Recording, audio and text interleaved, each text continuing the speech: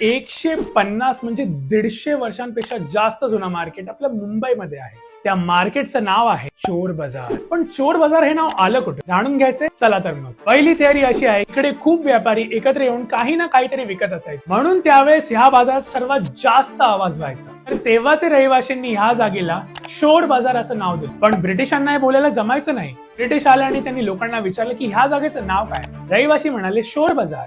British म्हणाले चोर बाजार, चोर बाजार, चोर बाजार. आणि फायनली चोर बाजार हे नाव मिळालं मुंबईच्या गजबजलेल्या भागाला.